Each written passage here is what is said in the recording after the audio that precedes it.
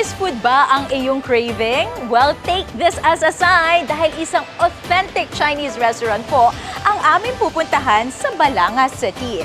Bukod sa sarap ng kanilang pagkain, siguradong magle-level up din ang inyong dining experience, lalo na kapag kasama ang buong pamilya.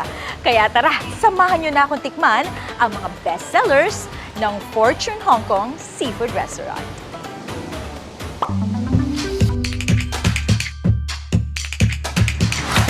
Isang crowd favorite dito po sa Balanga City ang ating pinuntahan para sa ating Tikiman Time. At kasama po natin ngayon si Sir Romar Alvarez, Line Officer ng Fortune Restaurant. Hello, Sir Romar. Good morning po. Siguro influence din ng mga Chinese before na pumunta sa Philippines. Mahilig talaga tayo sa Chinese restaurant, Yes, no? And sa Bataan, I'm sure marami mag-agree sa akin, marami may favorite sa Marami. Chinese restaurant. Yes, ma'am. Okay.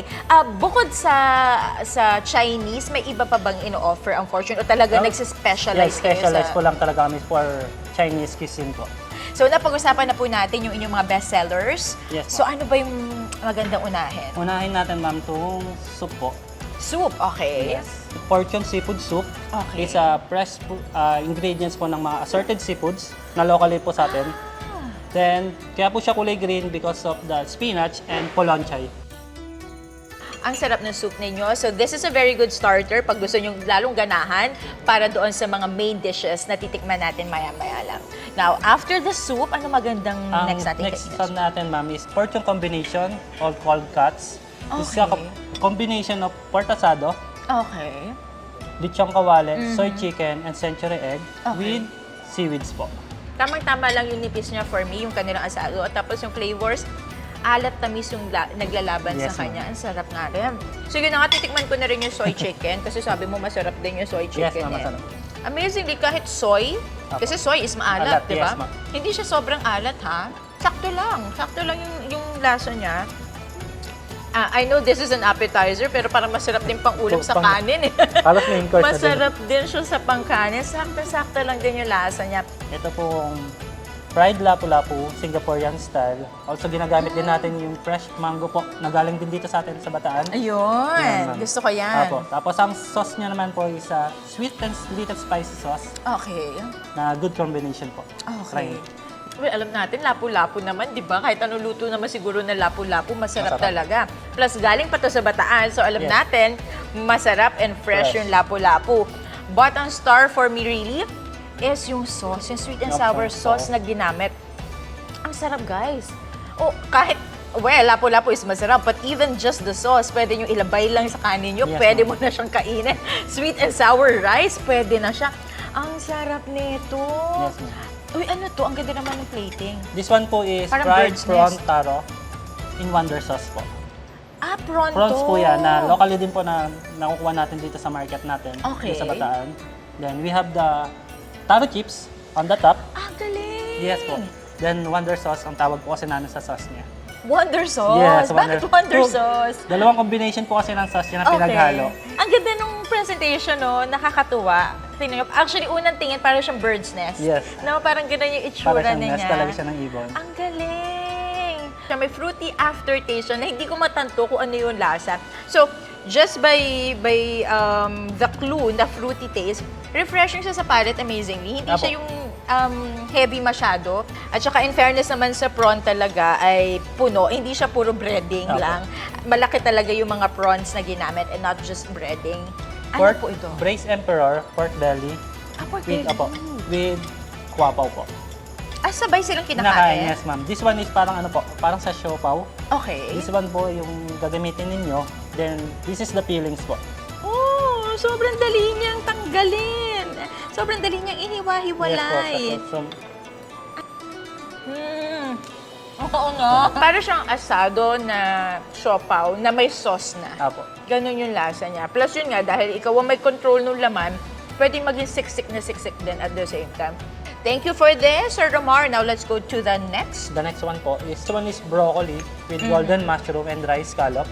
This is one of the best-seller vegetable naman po na ino-offer namin. Ang sarap ng combination niya. 'Di ba, ang broccoli naman as it is, hindi naman siya fresh Fresh. gulay ang lasa niya. But if you want to put something savory doon sa Apo. luto niya, makukuha nyo yon mula Basta- doon sa mushroom. Yes po. This one is one of the best seller na beef na ino-offer po namin. This is what you call the Angus beef with garlic. At ito po yung Wow. sinasabi ko, one of the important meat na ginagamit po namin. Wow! Wow! Yun ang masasabi ko. Goodness, this is so good! Quality of the meat is talagang sobrang high quality. Ang sarap nito. Naku, a must try guys, believe me. This one po is what we call yang chow fried rice na meron na rin pong assorted na pork asado na kasama and shrimp po. Also egg.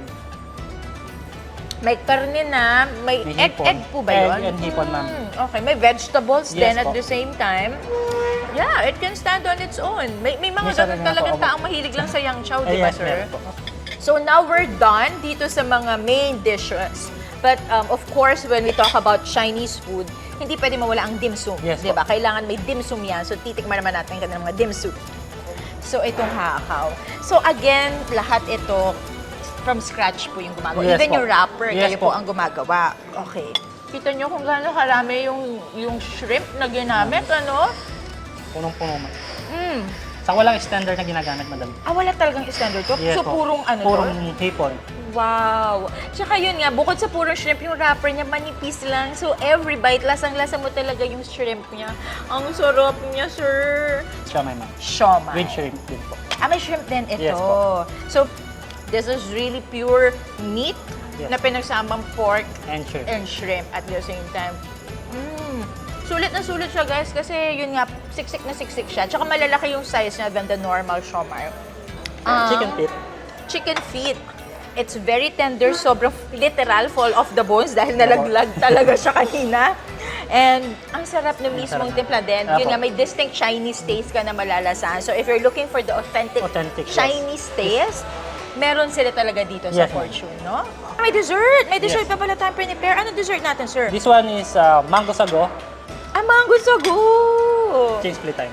Instead na umiinom ka ng mango shake, ito imagine nyo, kinakain nyo yung mango shake, but with sago. With sago, yes. Oo. So, ang sarap. Very refreshing siya. Masarap siyang ending after nyo kumain ng masasarap na pagkain dito sa Fortune. Naku, thank you so much, Sir Romar. Ang Apo. dami nating na-try, but meron pa pala tayong drinks na Yes po. titikman. Okay, That may one isa pa is, pala. Four season shake po. Shake naman. Ito totoong Ito shake, na. yes po. Okay. Tapos ang gamit din naman natin yan, mga real fresh mango, fruits po, like Oh. watermelon, pineapple, orange, and ripe mango. Okay. Perfect. Hindi ka masyadong mahilig sa matamis na mga drinks, you will enjoy this kasi parang very fruity lang, parang real fruit juice Yes. lang yun na natitikman ninyo. Very refreshing din, tulad nung ating mango Sago. sago kanina. Sir Romar, maraming salamat po. Ang dami niyo prepare sa akin at lahat naman talaga siya ay masarap. Again, Fortune is known here in buong Bataan, pero dun sa mga hindi alam exactly, saan po ito located? Fortune Hong Kong Seafood Restaurant po is located sa One Magnolia Place, San Jose, Balanga City, Bataan. Tapos malapit po kami sa Crown Royal Hotel, ma'am. And the Binary po. Okay. And I also noticed, sir, na meron kayong mga area sa parang pwede for private events. Tama Yes po po. ba? We have the private room po. We have the VIP 1 na good for 12 person and VIP 2. And also we have VIP 3 po na good Okay. for 14 person. Okay. So, nag-a-accept po tayo ng Yes po. private events? Nag-accept po tayo ng mga private events po. Even the restaurant po, kung gusto ninyong gamitin for private occasions, functions, binibigay din po natin ng restaurant po. Ayun. So, actually, kung titingnan yung interior niya, it's Chinese-inspired, but it's very classy. Ganun yung vibe Apo. na binibigay niya. So, you will definitely enjoy yung mga special occasions. So, pwedeng-pwede nyo dalhin yan dito sa Fortune Restaurant. Again, Fortune is known here in buong Bataan, pero dun sa mga hindi alam exactly, saan po ito located? Fortune Hong Kong Seafood Restaurant po is located sa One Magnolia Place, San Jose, Balanga City, Bataan. Tapos malapit po kami sa Crown Royal Hotel, ma'am. And the Binary po. Okay. Social media page po natin is yung Fortune Bataan. Meron din po tayong Facebook page na Fortune Hong Kong Seafood Restaurant Bataan para kung sino po gusto mag-inquire or magpa-book, pwede niyo po kami makontak doon. Iyon. So kung hindi pa kayo nakakasubok dito sa Fortune Restaurant or matagal na kayong hindi pumupunta dito, I highly suggest bumalik na kayo very soon. Yes po. Sir Romar, maraming salamat po. And again, it was so nice to Opo. see you again. Thank you, Salamat ma'am. po. Salamat po. Thank you. Thank you.